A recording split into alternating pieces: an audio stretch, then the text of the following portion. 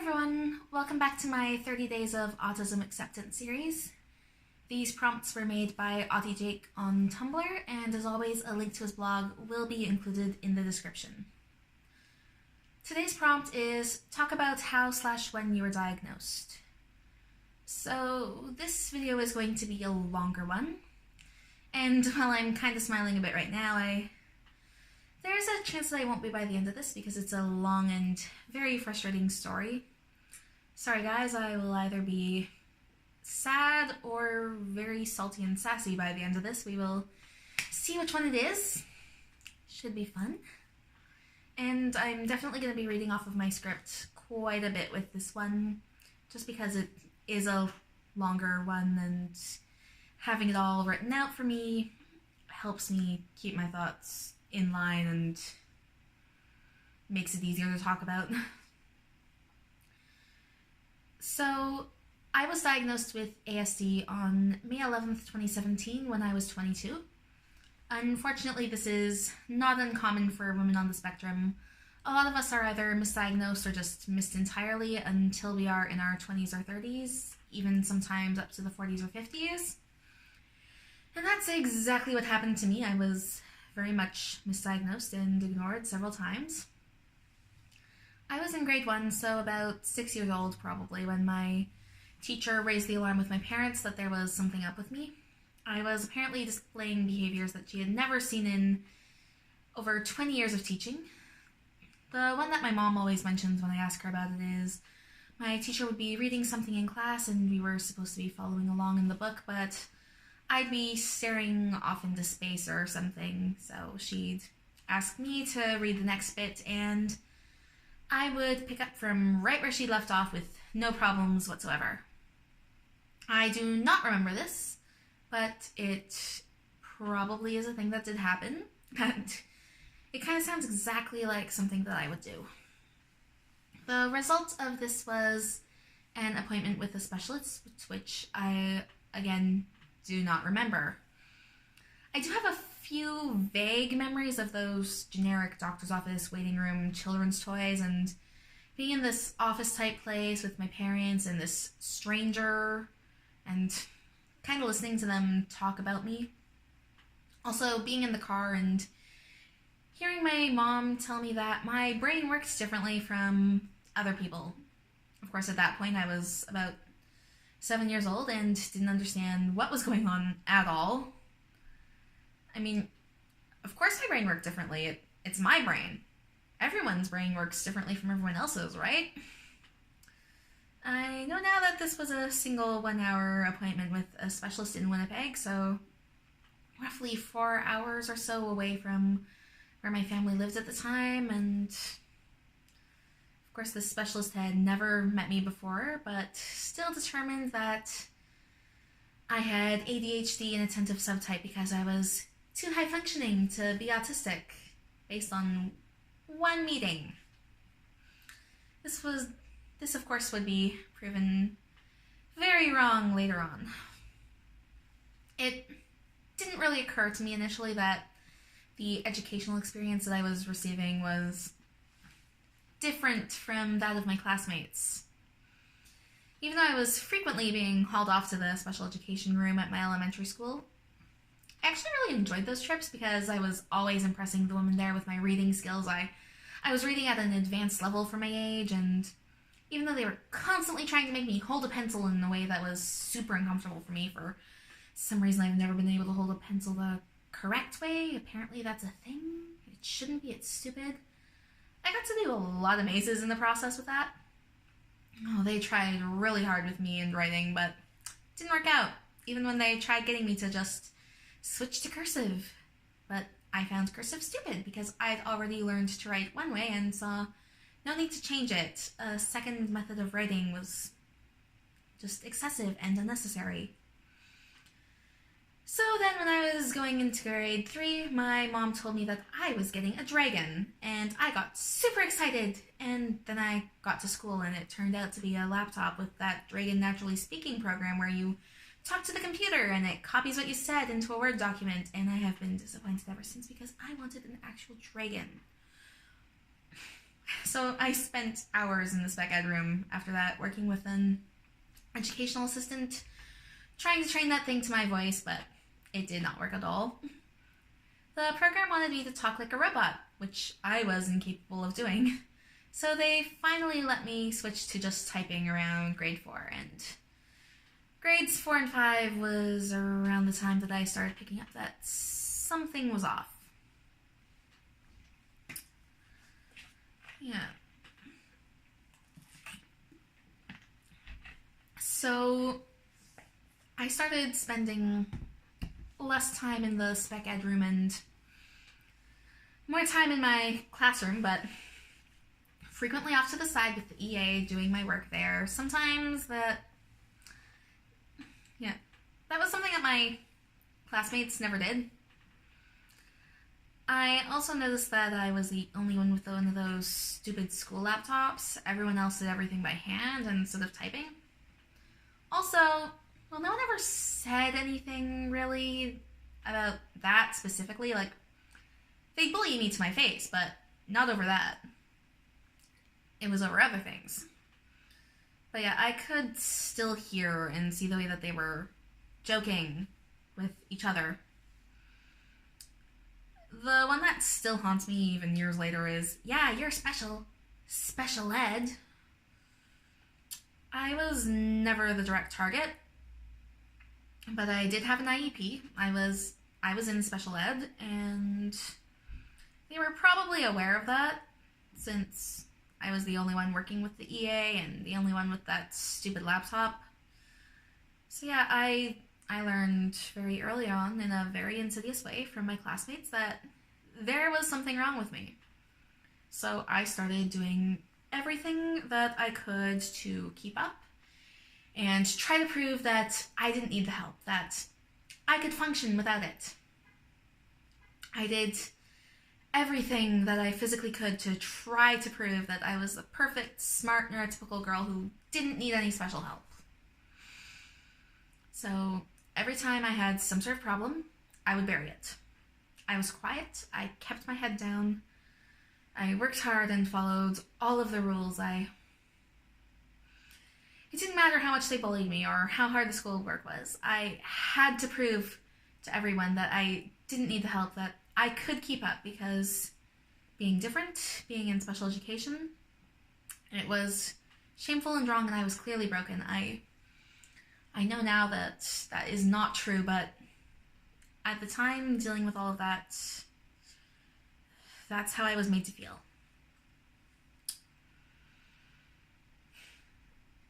I used the school laptop as little as I possibly could, because just having it made me feel like I had this great big target on my back saying, this kid's different, mock them. And it worked. The EA wasn't working with me as much by grade 8. I did a lot of things by hand. It was a struggle, but I did it.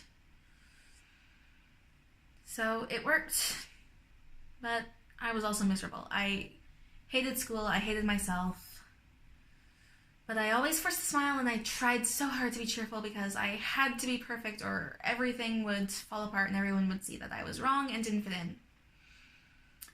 I still had my special interests, but I was constantly embarrassed about them because every time people found out about them, they'd bully me for them, like with the cats and the horses. So even though they brought me so much joy, I buried those two and only really allowed myself to enjoy them when I was home, because that was the only place where it felt safe to be myself.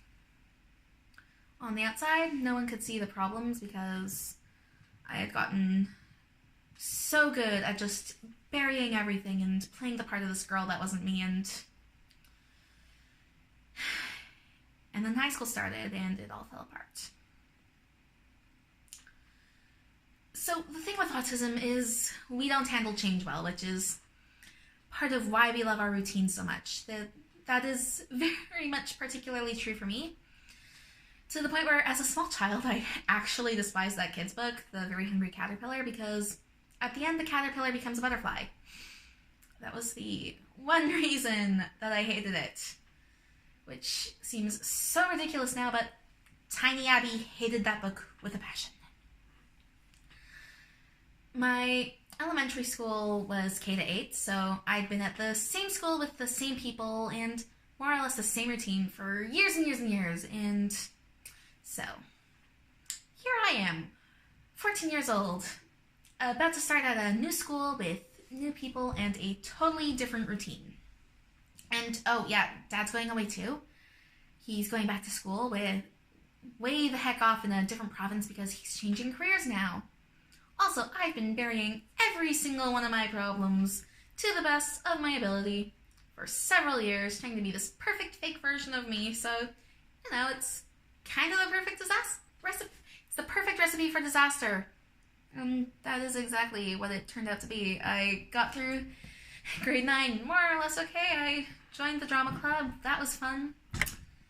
And then I completely snapped during the summer between grades 9 and 10. I just fell apart. I was severely depressed, very anxious, and yeah, I just wanted to die. So over the summer, I started going to a doctor a lot, trying to figure out how to go about handling whatever was going on with me. I didn't understand it. I'd had all this perfect plan and it just fell apart on me, so that was annoying. Started seeing this counselor who was kind of the worst. I hated her. Nearly 10 years later, I still hate her. She was not helpful at all. All she did was plaster her face in makeup and smile too much and tell me, just think happy thoughts. Like, that was going to somehow make everything better. The makeup thing was actually probably not that bad, but for years afterwards, I avoided it entirely just because she wore so much of it, and I entirely associated it with her. And it's actually funny in retrospect because it's been so long. I still cringe, though, when I have people smile at me a certain way, and I have a totally irrational hatred for her name, and yeah. Anyway, I had appointments with her every week or so, and at some point over that year, I got put on Ritalin by my doctor because concentration was becoming more difficult, and we thought, well, maybe it's the ADHD, so let's medicate that. Of course, the thing was I didn't actually have ADHD. That was misdiagnosed. So naturally, the Ritalin did nothing, and it was probably actually just the anxiety and depression that were making it harder for me to concentrate. So going into grade 11, the constant attempts at trying different antidepressants started. It was also around that time that I started to suspect that maybe it wasn't just anxiety and depression, maybe something had been misdiagnosed. Of course, I wasn't thinking maybe the ADHD is what was misdiagnosed. My mind was entirely on the mental illness aspect and ignoring all of the other contributing factors like inability to read social cues and all of that stuff. Yeah, that was not a thing I considered.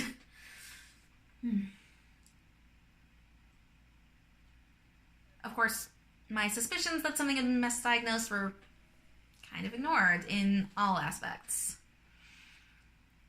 So I was on and off multiple medications between that year and the following year.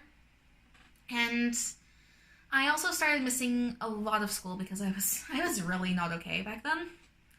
Yeah, I was claiming that I was sick, but in reality I was just too anxious and depressed to function. Everything had finally caught up to me after years of trying to suppress all of the problems and ignore them. I just totally crashed. But somehow, despite all of the mental health problems and the constant visits to the doctor and the therapist, all of the signs being there, nobody, including the doctor or therapist, managed to pick up on the fact that maybe the ADHD had been misdiagnosed and I was actually autistic. Teachers didn't suspect anything either, despite the missed school. That was fun. It was all put down to me being severely anxious and depressed. I had multiple meltdowns over those years, but, depressed teenager. Teenagers have hormones. Obviously, can't be a meltdown. It's just stress. starting university, I thought that things were going to get better and not be as bad as high school. I'd get to study what I was actually interested in. If anything, though, it was actually worse for the first year or so, especially first year. You know, it was more really big change. I was a completely different place, entirely different people. Couldn't go home at all except for Christmas and summer because it was like a 20-hour drive, so I had to fly there and back, which, you know, that's expensive, so bye parents, I'll see you in 4 months. That's what happened. Yeah, so yeah, and again, don't handle change well. And I probably wasn't actually really ready to go yet, even though I'd waited an extra year. Again, I was seeing doctors and a therapist through student health services, but they also somehow managed to not pick up on the actual problem. One doctor's big helpful contribution was to ignore me saying, this medication is making me sick, I want off it, and go, oh, it's not helping? Let's increase the dosage until you throw up in class. Yeah, that's a thing that happened in first year. That was fun. So I do not trust student health services with anything. They are useless. You know, so after first year, I just wanted to drop out. I never wanted to go back. But I did. I forced myself to go back for second year. Things got a bit better, but not really. I was at least starting to make friends and interact with people. But then going into the summer before third year, things took another downward spiral with everything hitting all at once. One of my family members was having health problems, and around that same time we had to move all the way across the province for my dad getting a new job. So that's a lot of stress and a lot of change all at once. And I did not know how to cope with it because that was kind of the biggest bit of change I'd ever had in my life. So there were a lot of meltdowns that summer. And then over Christmas break 2016, during my third year, it was the first Christmas after the move, I had a massive meltdown that finally led to me being taken seriously with the suspicions that something else was going on. I finally started to get the support that I needed to go through the process of getting a new diagnosis. So, took all of the steps, got the referral, had the appointment with the psychiatrist on May 11th of 2017, which is when I finally got diagnosed with autism spectrum disorder. The appointment was not pleasant. There was a lot of painful stuff brought up. Certain comments were made about my orientation and dating life that were not appreciated and not relevant at all to the topic, as far as I can tell. Specifically around my being asexual. So yeah, I was in tears by the time she finally got around to telling me I was autistic. So I actually barely registered what she was saying at that point. My mental response to the autism thing was, that's lovely, but what does that have to do with telling me I'm not asexual? Or something like that. It wasn't actually until I was about halfway home from the appointment that it actually all really started to click in my head with what had been said.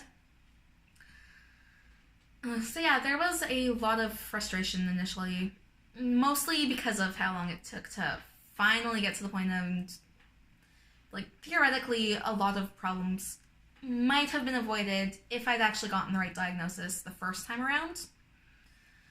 But mostly I was just relieved to finally know. I finally had something solid as an explanation of what was going on with me. I finally had the right label, and now I knew what it was that I was working with, so I could actually start to figure things out. It was just really, really annoying getting to that point. Anyway, I've been talking for nearly 20 minutes now and starting to get into the territory of 2 future prompts, so I think I'm going to here for now. Thank you so much for watching. I'm sorry that today's video was probably a bit of a downer. Didn't get as upset as I thought I would. If anything, I got more into the salty and sassy territory, but thank you all for putting up with that. I promise that tomorrow's prompt will be more positive. I get to talk about stimming, which is always fun. So yeah, I guess that's it for now. Bye.